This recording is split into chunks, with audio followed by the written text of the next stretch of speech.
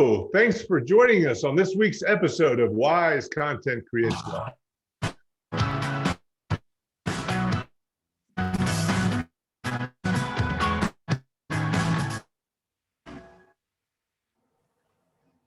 Hello, thanks for joining us on this week's episode of Wise Content Creates Wealth. You have heard that content is king. Well, wise content rules the world. This podcast is about understanding how you can make and utilize wise content to improve your company's bottom line. I am Joseph Franklin McElroy, and I am a marketing technology expert who has built multi-million-dollar companies, and I'm also an award-winning content producer. My company is Galileo Tech Media, a leader in providing wise content and smart SEO. Our wise content is all types of content that incorporates semantic science, behavioral science, AI, and data to make content that converts better and gets better rankings in the search engines. On our agenda today is obstacles to making decisions and how to overcome them. And today's guest is Dr. Dave Popple, who is an expert at obstacles. Dr. Popple is a corporate psychologist and president of the SciNet Group. He is an expert commentator on workplace psychology and a consulting producer for business-based reality TV shows. He's also a personal friend, as you can see. First, I'm going to talk about some obstacles I have in deciding on ideas for content. Now, at this point, I'm writing blog posts and have 2 different podcasts going a week, and I need help all the time for creating ideas. So, when I was doing starting to do writing and doing blog posts, I found out that I am not particularly well managed, and it's why I have a COO for my company, because they can make sure the wheels turn on the tracks on time. But I found that putting deadlines in place for me, like having 2 podcasts a week, helped me in the process of creating podcasts. So it gave me a deadline, and my guests help dictate the nature of the content.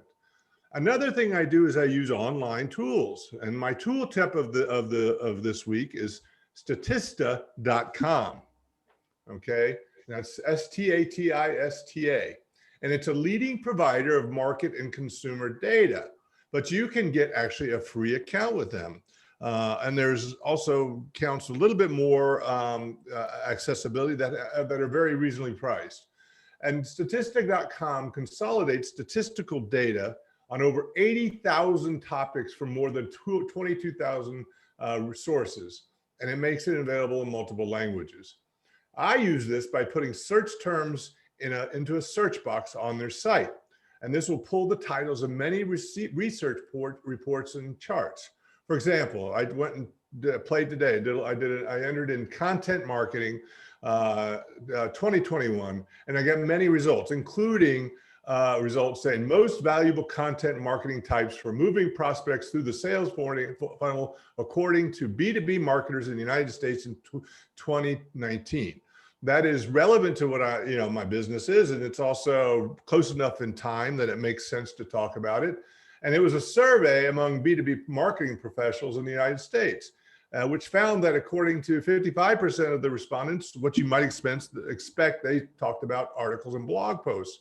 But the second most important type of content, which was 43%, said that reviews and customer testimonials help move their prospects through the B2B sales funnel. So for me, that is great information to support a blog post on social proofing, or to go out and get a guest for a blog post about social proofing. I tried another random search to get interesting information. So I entered in funny content and it came out something actually very relevant to my life as now. And that was the title that came up first was actually most popular YouTube videos based upon total global views as of February 2021. And that is like completely in my life right now. And it revealed that I'm not alone in my torture. I have 2-year-old twins and I'm intimately familiar with the #1 video, the baby shark dance. So that brings me to my guest. The honorary uncle to my children, who will soon learn the joy of YouTube children's videos. How you doing, Dave? Hey, I'm doing really well, Joseph. Thanks for having me on. All right. Yes, I know. We're going to talk about 5 obstacles you need to overcome to get someone to make a decision. But first of all, tell me, why should I trust you and telling me how to overcome obstacles in my content? Well, primarily it's because I'm a gray-haired white man and I have a puppy. And so that should be everything you need to know about it. I trust the puppy. Okay, we can go forward. I trust the puppy. Honestly, yeah. So no, the real reason why, Joseph, is that, while you were thinking about SEO and marketing and all the great things that you do in your life, I thought about how people think. And on top of that, I've interviewed about 1,000 executives for jobs here and there, and I know how they think. And so using that combination of the academia and my experience with those 1,000 assessments, I think I have a pretty good handle on how to overcome some of their obstacles to decision-making. Great. And you've also, I think, been involved in producing a lot of content in your career, like a television show, that sort of thing, right? True. Yeah. What was that television show again? Oh, it was Does Someone Have to Go? Honestly, it was a great idea, but a perfect example of bad timing. When people were still when people were still having a hard time finding jobs, we made a show about firing people. So we may not have had the best timing, but it sure was a lot of fun to do. Well, that's good. Well, when we were talking about, I had one of your team members here last week, and in the process, and because I got interested in the trust factor, but in the process, you introduced a concept called RISPA that I thought would be very interesting to talk to in the context of content. Can you go into what does RISPA mean? Yeah, so for us, we created RISPA because we're not very good at creating acronyms, but it does roll off the tongue, and it shows or helps us remember that before somebody's going to make a decision to either use our services or buy our products, they have to jump through these 5 hoops internally or mentally. Mm-hmm. Would you like me to share with you what they are? Yeah, sure, go for it. Now, so the first one is rejection. And when somebody sees your marketing message or they engage you in a sales, they know that you want something from them. They know that you want them to do something or take some action. And by our human nature, we don't want to be told what to do. We don't want to be influenced. And so our initial reaction is to reject the messenger. So R stands for rejection. Once I've accepted the messenger, and there's some trust that comes into play there, then I'm indifferent to the message. And this is an emotional piece because it doesn't mean that I don't believe you yet or those kind of things, but I don't really care about the message until you can identify why that might be interesting to me. Mm-hmm. So then I've accepted you as a messenger. Second, I'm interested in what you have to say. My third thing is I'm skeptical. Can you really deliver for me what you promised? Right? So RIS, skeptic is third. And then some strange things that are very unique to human beings happen. Even if I accept the messenger, want the product or service, and I believe you can deliver, for some reason, I still procrastinate, right? That has a little bit to do with my attention because I can only pay attention to one thing at a time. And if you move something else or something else comes into my attention span, I tend to forget about the decision I made a little bit ago. And finally, the A is anxiety. So there's something about signing on the dotted line or making that choice that makes us all just a little bit anxious. Mm-hmm. So RISPA, rejection, indifference, skepticism, procrastination, and anxiety. And once I get through those hoops, the sale's made. So how does something like this get developed? How do you discover this? How was it discovered? Do you know? Yeah. So it initially started with just some basic logic, right? Mm-hmm. If you think about it, as I say it, most of your listeners are going, that makes sense. And if they think about the last time they were on a used car lot, they think, wow, that saleswoman or salesman went through all those 5 things with me. So that's where it initially came to my mind. And then we started to look at the research. And there's some really great people out there from, Cialdini, or Cialdini, I'm not exactly sure how you pronounce his name, it was with his book on influence and some other pieces of research. It's easy to see how those 5 hoops are the 5 that are out there. Cool. And have you used this in any kind of, what kind of context do you use this for your business or your practice? Yep. So we use it in almost every situation where we have some call to action. So it's how we structure our emails. It's how we structure our blogs. It's how we structure and focus on our sales calls, even when we do our 15-minute introductions. Across the board, anytime I want somebody to do something, I'm using this structure. Mm-hmm. Cool. And do you train your writers and your people to use it, the structure, or? Yeah, as a matter of fact, when people start to do their to write content for us originally, we use these 5 things as headings, and and in each section. Now, of course, they don't show up as headings on our content, but we use it as the outline. Cool. I mean, because a business, and I've had experience scaling, doing content development. So I think it's great to know that it can be trained to people. So when we get back, we're going to dig a little deeper into each one of these areas to understand how we can apply that to content. Yeah, I think you're going to find some really interesting ideas coming up. All right, sounds good. You're listening to Talk Radio NYC at www.talkradio.nyc. Now broadcasting 24 hours a day.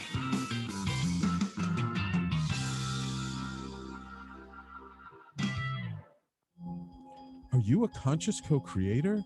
Are you on a quest to raise your vibration and your consciousness? I'm Sam Leibowitz, your conscious consultant, and on my show, The Conscious Consultant Hour, Awakening Humanity, we will touch upon all these topics and more. Listen live at our new time on Thursdays at 12 noon Eastern Time. That's The Conscious Consultant Hour, Awakening Humanity, Thursdays, 12 noon on talkradio.nyc.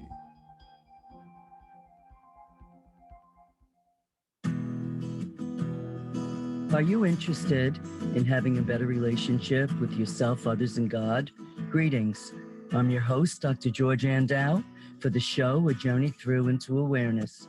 On my show, we journey into the awareness that the mind of God is the true seat of our personal consciousness. We join together each Monday at 7 p.m., so tune in on Talk Radio NYC. Did you know that nearly 1 in 5 adults in the U.S. battles mental illness? Hi, my name is Albert Daba. I'm the host of the show Extra Innings. Extra Innings, I discuss the topics of wellness, mental health, and the experience of surviving multiple suicides within my family. Listen live every Monday at 6 p.m. Eastern to Extra Innings for discussions with sports figures, artists, mental health professionals, and many others. That's Monday at 6 p.m. Eastern on talkradio.nyc. Hi, I'm Graham Dobbin. Join me every Thursday evening for the Mind Behind Leadership here on talkradio.nyc. We speak to people from business, sport, military, and politics, all around what makes a great leader. The personal experiences of what's worked and, maybe more importantly, what hasn't worked. So that's 7 o'clock every Thursday evening, the Mind Behind Leadership here on talkradio.nyc. Listen to real stories of real leaders. You're listening to Talk Radio NYC. Uplift, educate, empower.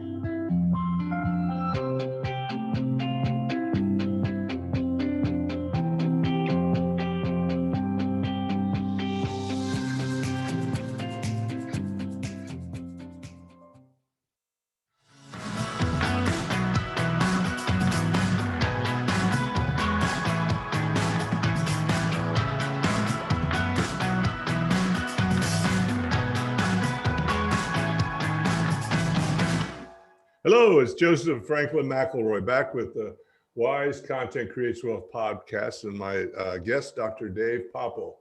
So Dave, in what ways can we overcome rejection if we're not there in person? You know, what's really interesting about this is you have just a fraction of time in order to jump through this hoop. And there are some things, I made a little joke with the puppy earlier, but that made me somewhat likable, you know, because the puppy is a likable puppy, and that maybe overcame some rejection associated with the gray hair. So that's one opportunity to do it.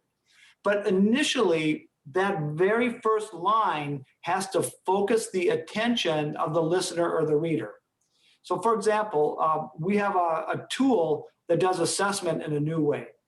And so we can get attention just by raising the question, are you the type of person that's open-minded about new technologies? So even though in reality, probably less than half the population is, about 90 to 95% of the people are going to say that they are when asked a question. Then they're going to say, well, yeah, I am interested in new technologies. And that then gets us to the chance to jump through the next hoop. Cool. So likability, what, you know, when you're writing, I guess, I mean, you know, I guess you could try and figure it out, but what clinically or behaviorally makes a message likable, you know, that people would interpret as likable? Yep. So I think there's a good example. Maybe that's easier to show. If you've been watching Geico commercials, Geico has everything from a caveman to some lizard to Rod Sterling type character. And all of their messages are just, we can save you 15% or more on car insurance. And for the rest of it's 30 minutes because they're using some form of humor to make them more interesting and more likable when all they really want to communicate to you is you can save 15% or more on car insurance. And the fact that I remember that they'll save me that amount of time, that amount of money on my car insurance, even though I don't use Geico, shows just how effective that really is because they are so likable. Because what's not likable about a big-eyed, you know, lizard or a blast from my past through Rod Sterling? Well, what do you do in say if you're writing some sort of paragraph for your blog post? What do you do instantly to make it likable? What process do you go through? So what we do is we do something or try to say something that's going to be somewhat controversial. And this is something I learned from Michael Shine, who's a really fantastic writer. Just throw him a bone. He just wrote a book called The Hype Handbook. It's well worth people's time. But in that, he suggests that you have to throw something out there that's just a little bit countercultural or a little bit counterintuitive. That is something that creates some interest and likability almost immediately. So, you know, we'll say something like, you know, your old ways of doing assessment no longer work.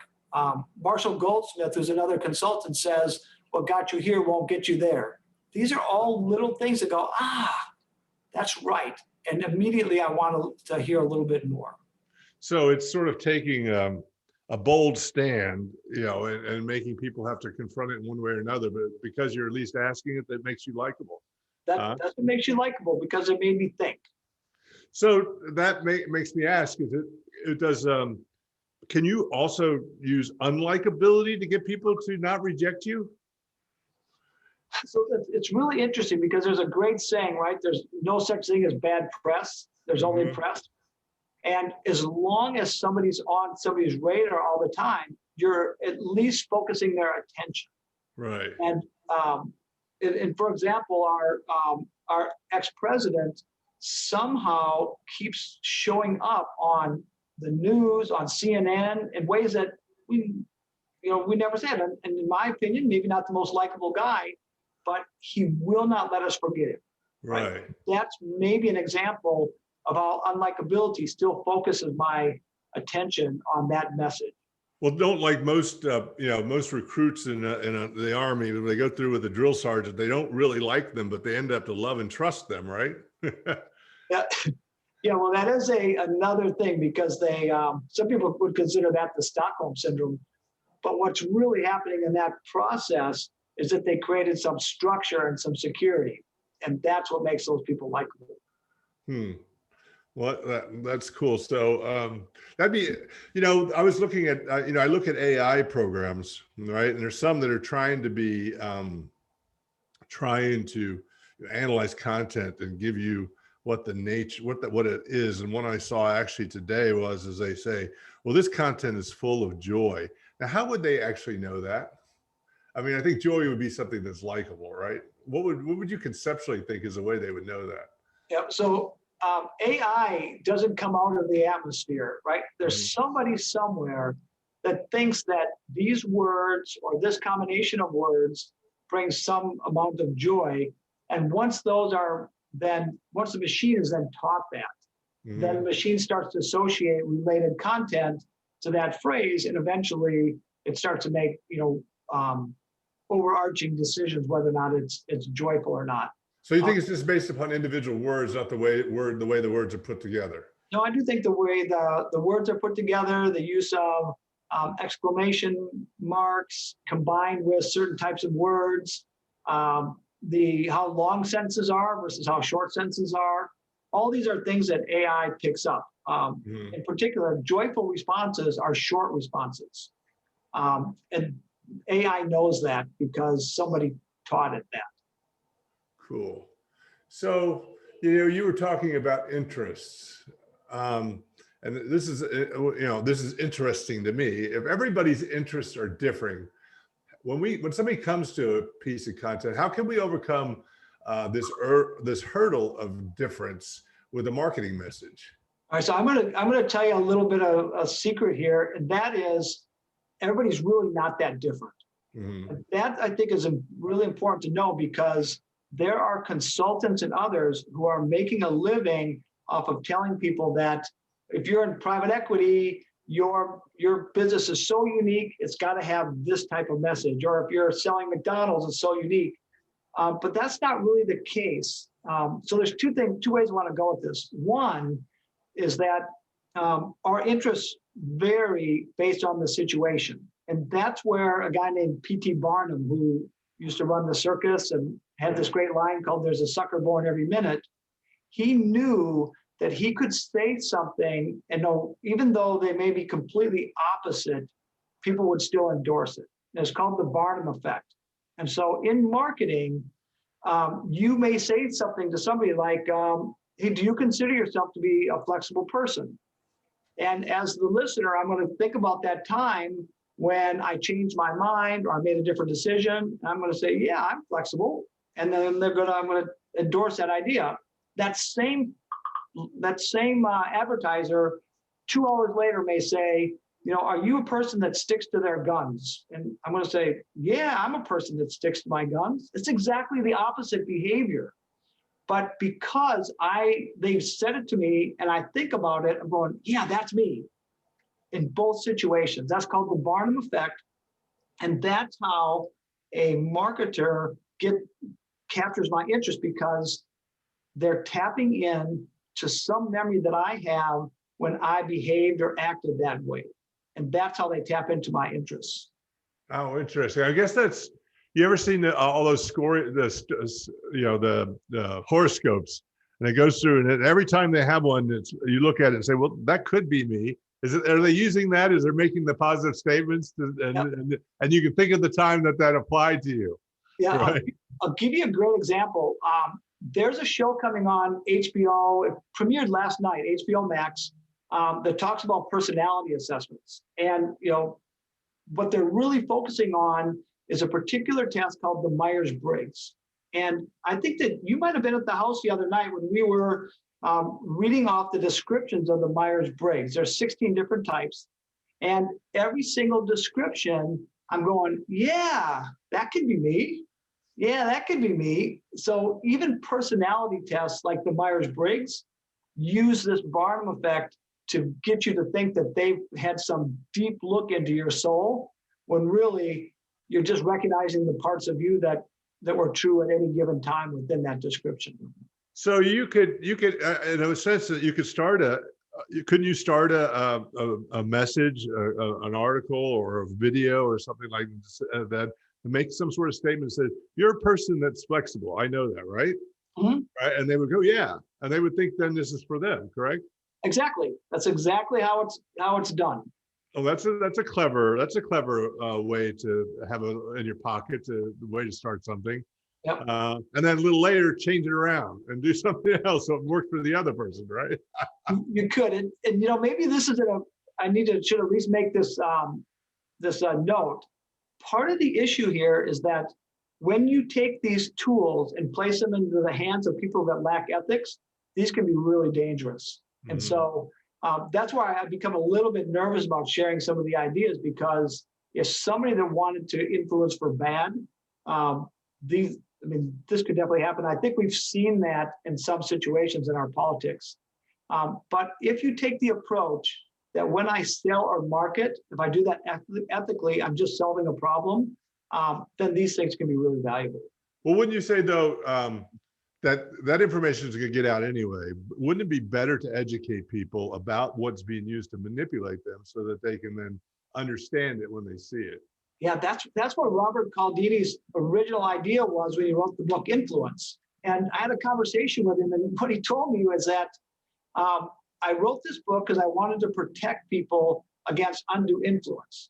Mm-hmm. However, nobody from a consumer protection agency ever wrote to him and asked him about it. Instead, it was sales organizations and marketing organizations and even some political organizations. Those are the ones that started to ring his phone. So yes, we should all be educated about how we're nudged in directions. But it seems like consumer protection agencies just aren't that interested. Okay, cool. Well, when we get back, I'm gonna ask you about something you mentioned when we were talking, and that's what is the nudging theory and how that affects interest. And we have to get through a lot of information here, so we'll try to do it in the next segment for the most part. All right, talk to you soon. Good. You're listening to Talk Radio NYC. Uplift, educate, empower.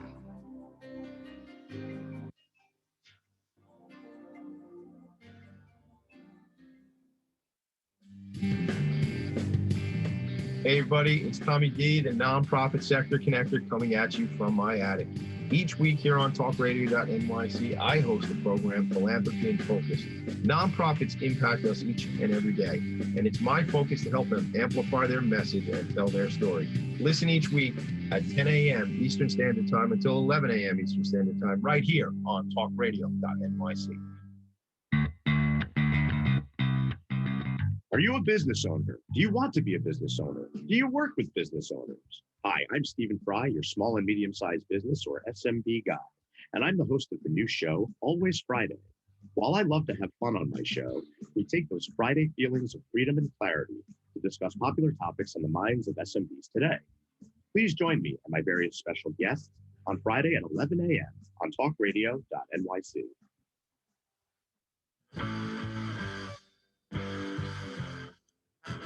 Do you run or are ready to open your own business? Hi, I'm Jeremiah Fox. I've been operating and opening small business for the last 25 years, and I'm the host of the new show, The Entrepreneurial Web. Tune in every Friday at noon Eastern Time for insights and stories on the nuances of running small business right here on Fridays at noon, talkradio.nyc.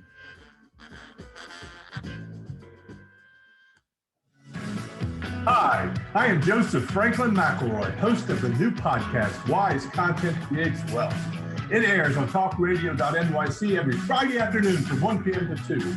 They say content is king. Well, wise content rules the world. Every episode features tools and tips for content marketing and business people telling the wise content stories of that success. Tune in every Friday from 1 p.m. to 2 on talkradio.nyc. You're listening to Talk Radio NYC at www.talkradio.nyc. Now broadcasting 24 hours a day.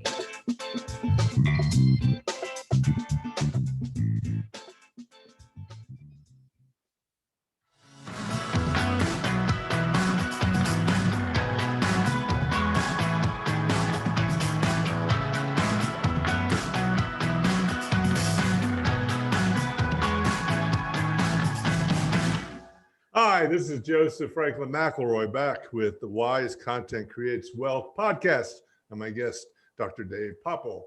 So Dave, When we're talking about getting somebody's interest, we're talking about overcoming their indifference, correct? Yes, that's absolutely how it works. Okay, cool. I'm trying to keep us matched to the acronym.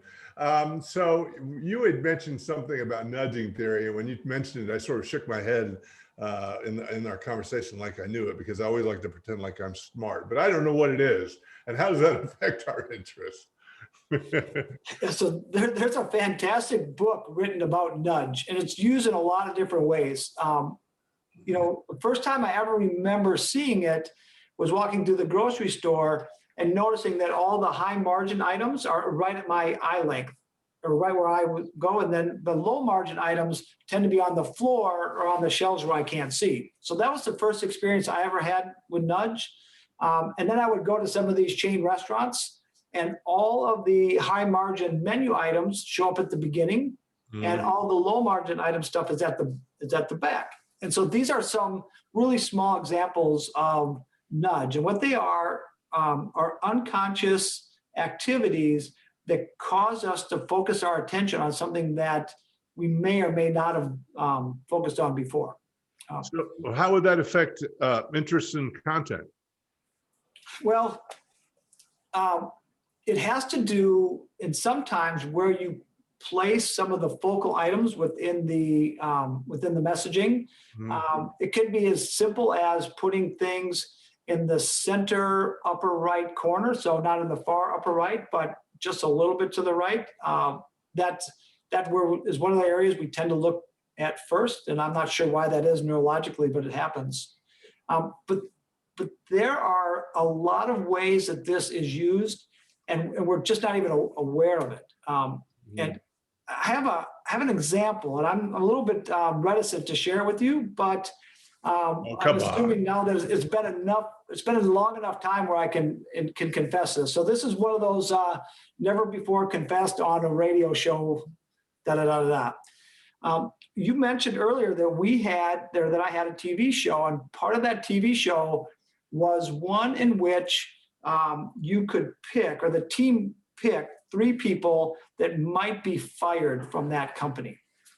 And our very, very first show, it was set up in such a way where there were 2 people that very likely should have been fired, and they got the first and second most votes among all the participants in the show. But then there was a tie for the 3rd and the 4th. And in that situation, the tie was between the mother of the owner and then another person who was exactly like the first 2.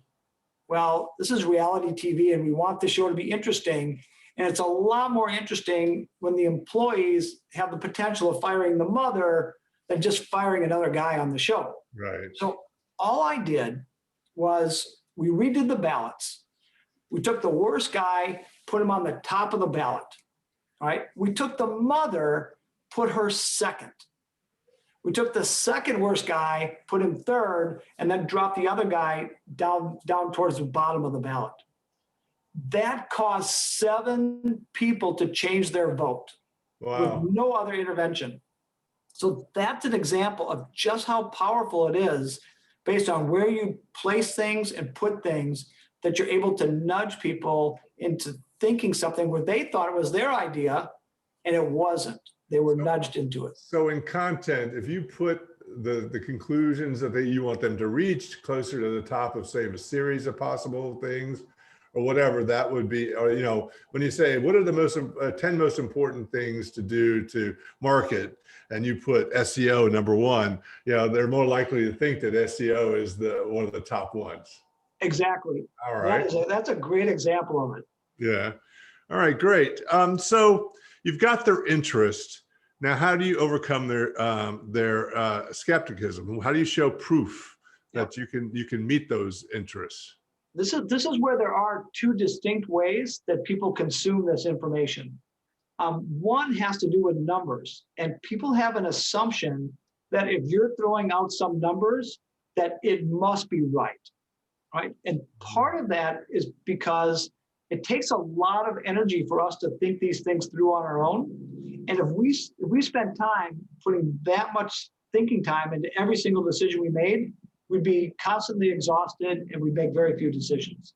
So when somebody comes along and they say 87% of people did this and 52 did this, and you can make 850,000 more, $1 million a year, anytime they start to throw around numbers, there's a subset of the population that automatically sees that as proof, even if they don't check the data. I see. And then there's another set that wants to hear a story. And so if you can just tell them a story about somebody who won or felt better or was more successful, and even if you don't use numbers, if they can put themselves mentally into that story, then that's enough proof for them. So two things. One is numbers. The second is getting people to put themselves into the story. So in that that first story I mentioned about social proof being the reviews and customer testimonials being the second most useful content for moving people through the B2B funnel, which do you think that which of those triggers do you think it triggers, the stats or the story? To me, that sounds like a number to me, because you need a second, right? Well, testimonials would be somebody, there'd be like several people going, oh, the testimonials would be somebody saying, oh, I used this company and it was great, that sort of thing. Yeah, it could be a number of reviews. Yeah. Anytime you can integrate the two, that goes a long way. So you think that would be highly effective in terms of overcoming skepticism? Yeah, and there's a great word that we use a lot, and we say imagine. Imagine in 2 years, your business grew by twice as much. Mm-hmm. Now, that all of a sudden, I'm 2 years ahead. I'm thinking about my business being more successful, and I'm much more interested in, or much more believing that I can get there because I can now picture it in my head. Mm-hmm. So, I think you've successfully done it, but you held up a little puppy dog at the beginning.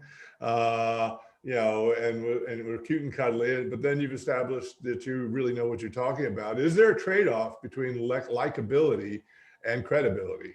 I think you definitely have to balance the two, because there was the potential, right, that this could have been a very dense academic type thing, especially when you introduced me as Dr. Popple. People immediately believe that they're not really going to understand what I'm talking about anyways. So hopefully, once they got a taste of my personality and they realized that it wasn't going to be their assumption, that likability led us into that, into a more relevant, dialogue. All right. And what I apologize to the people that are only listening on the audio. I forgot to mention that he was holding up a puppy. But at the beginning, that's what he was doing. Yeah. So Dave, we all procrastinate. So how can we get people to act and not just listen? Yep. So Joseph, this is the crux of it now. Let's talk about these last two together, right? Because we talk about procrastination and anxiety, because the solution to them both is the exact opposite.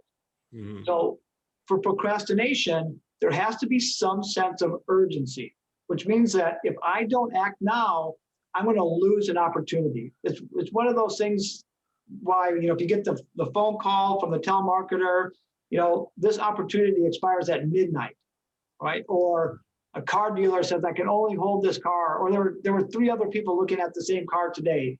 What they're trying to do is to create some sense of urgency in me, which is some anxiety.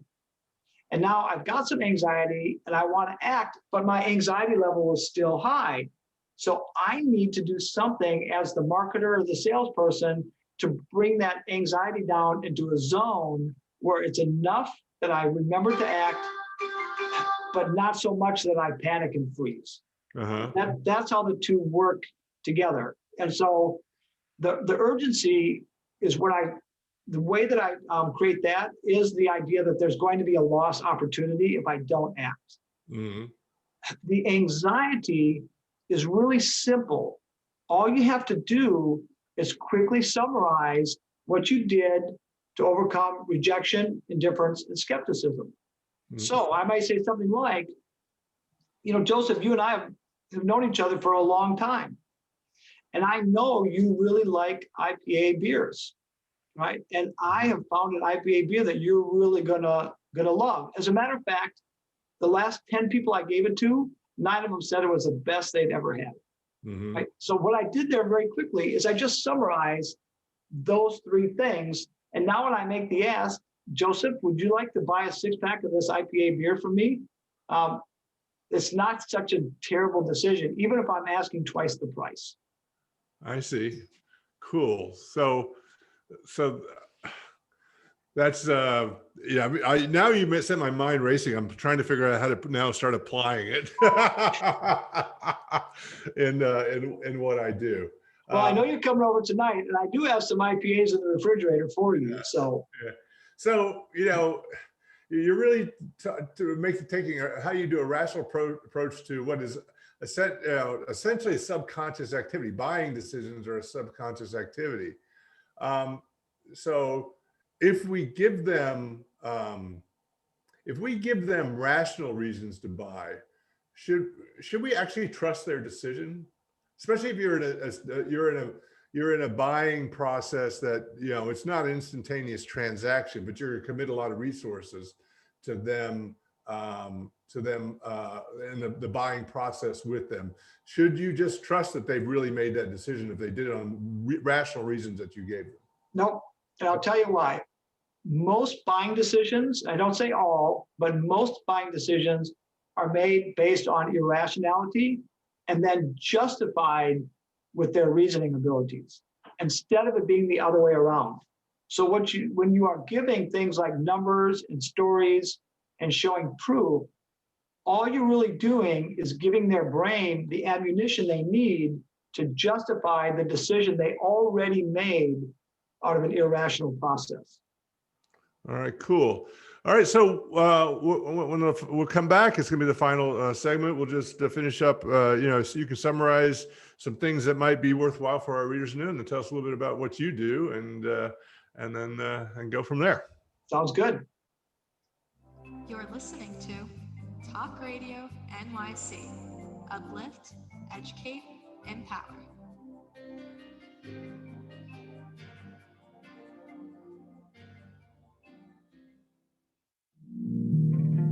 Are you a small business trying to navigate the COVID-19 related employment laws?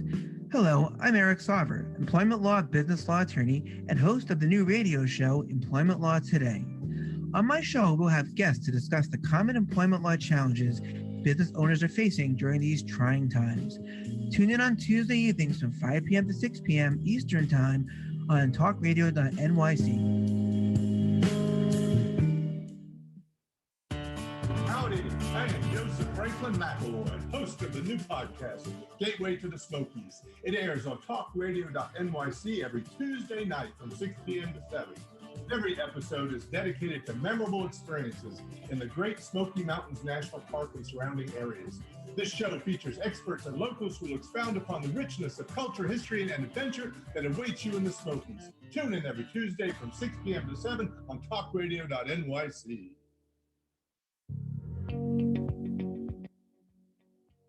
Do you love or are you intrigued about New York City and its neighborhoods? I'm Jeff Goodman, host of Rediscovering New York, a weekly show that showcases New York's history and its extraordinary neighborhoods. Every Tuesday live at 7 p.m., we focus on a particular neighborhood and explore its history, its vibe, its feel, and its energy. Tune in live every Tuesday at 7 p.m. on talkradio.nyc. You're listening to Talk Radio NYC at www.talkradio.nyc. Now broadcasting 24 hours a day.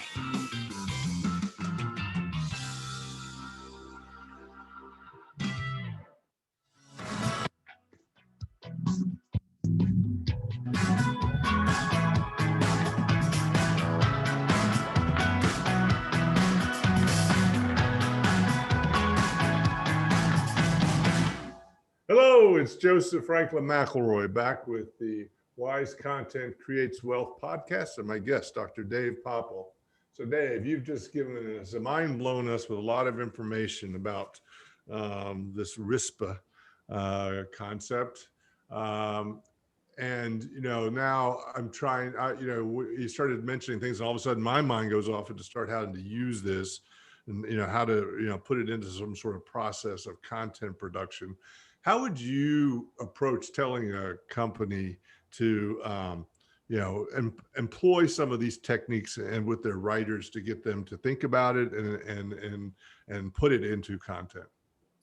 So I think there's a couple ways. I mentioned earlier in the podcast that you can use them as headings. Mm-hmm. And then once you've written your content, you then erase the heading. So that I think is probably the easiest way to do it.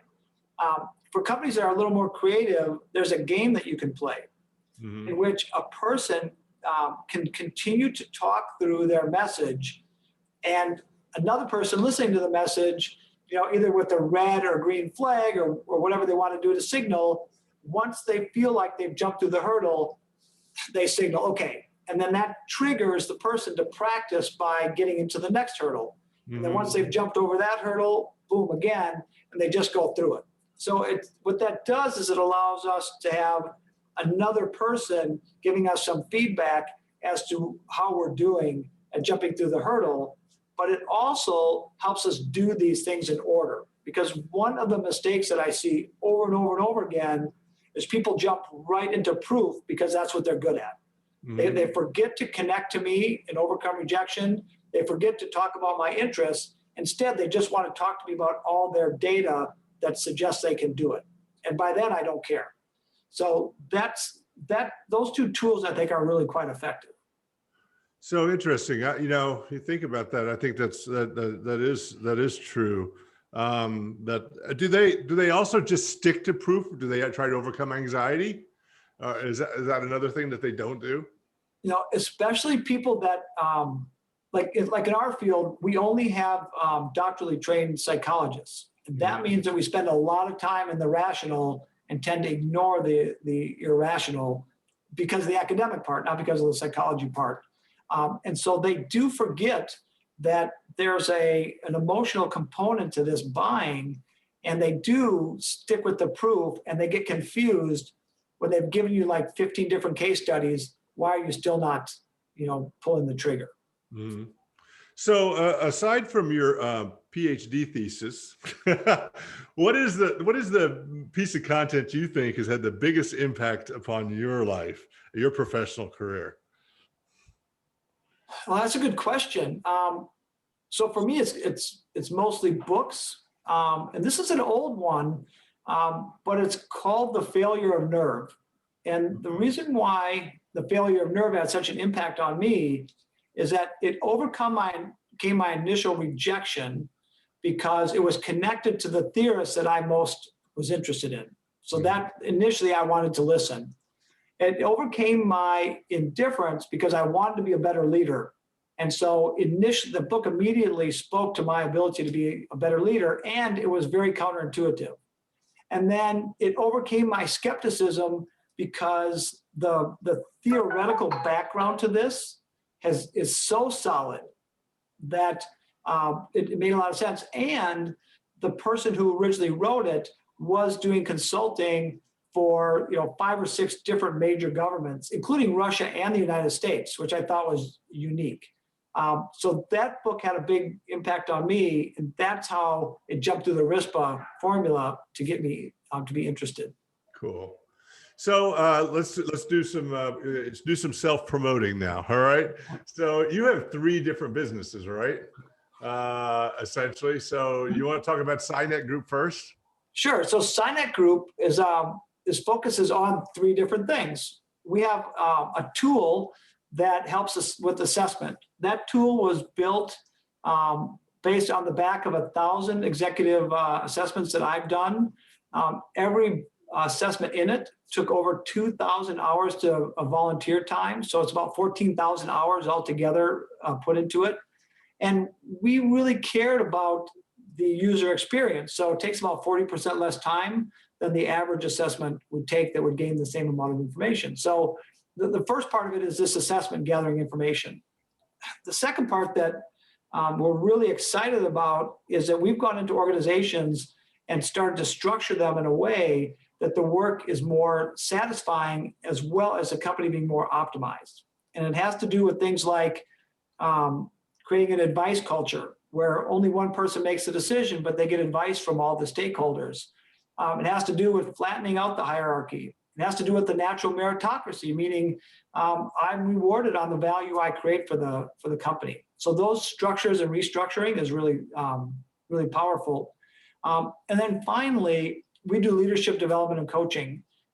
We use a neurological model called Asia, in which we create awareness. We struggle along with the person to come up with the best insights, which is the I in Asia. And then finally, we hold them accountable to the action plan. So those three things: assessments of individuals, organizations, and teams, developing the best possible structures for optimization, and finally, doing that leadership development and coaching. That's what SINET Group is all about. So would you be able to do assessments of, say, people were trying to find writers and content producers that would find out if they'd be a good fit, they would be able to produce the right kind of content with a communicated message for that company? Would you be able to do that? We could do it, and there's two things we look at. One, we want to look to see if the person's capable in the role, and second, are they going to be a good fit for that company? Mm-hmm. So you wouldn't hire somebody that writes fluff pieces for an academic journal, right? They're going to get laughed out, nobody will pay attention. The same person, you wouldn't use an academic writer to build some excitement or interest in something. So that's where the culture fit is. So both can write, but the fit is really crucial. Cool. Then your another one of your businesses is the software, right? So the software is Sybil, and Sybil is that technology that does about half the work for us when we do these organizational assessments. And that's where I mentioned with the hours that it took into it. Sybil is, we really believe that we're on the bleeding edge of technology right now. We made it simple, but it goes deep. Cool. And then you have Facticity. Yeah, Facticity was kind of a vanity project that started about 5 years ago when my partner, Danny Gonzalez, and I realized that there were a lot of unhappy 40-year-olds out there. And the reason why they were so unhappy is because when they were 17, 18, 19, 20, they made a decision about their career that didn't really fit them. And so Facticity takes those old career assessments that tell you you're supposed to be a forest ranger or a librarian or something like that. And we took it to the next level. And instead of connecting it to just a small number of jobs, we connected to over 12,000 job types, over 10,000 job titles. Great. Well, thank you, Dave, for being a guest on my podcast, and I'll be seeing you this evening for a great barbecue. Dave really is a great cook as well. So appreciate it. Thank you so much, Joseph. So we're on the talkradio.nyc network. I want to recommend you watch the other podcasts on this network. Following us is, I think, Jeremy Fox, host of the Entrepreneurial Web. I have another podcast on this network called Gateway to the Smokies. I'm involved in the hospitality industry. I have a resort motel in the mountains of North Carolina, and that's on Tuesdays from 6 to 7. And my company is Galileo Tech Media. We are the people to call when you need wise content, smart SEO, and editorial link building. We give you confidence to grow your business and the freedom to scale your team. Reach us at galileotechmedia.com. This podcast is also streamed live on our Facebook page, facebook.com/wise content creates wealth.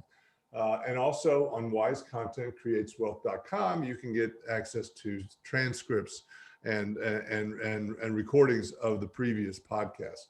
You can listen live on iTunes and various things after the fact, not live, but you can listen after the fact on iTunes, on talkradio.nyc, and other podcast networks. Next week, we're going to have Jess Nowak, who's a director of strategic accounts and global agency partnerships at the enterprise software solution called Bright Edge, which we at Galileo Tech Media use very well. And she's going to talk about things like smart content, ideation with artificial intelligence. I think it will be a great show. She's very smart and she knows a lot about this space. So I look forward to seeing you next week on talkradio.nyc from 1 p.m. to 2. Thank you very much, and talk to you next week. You're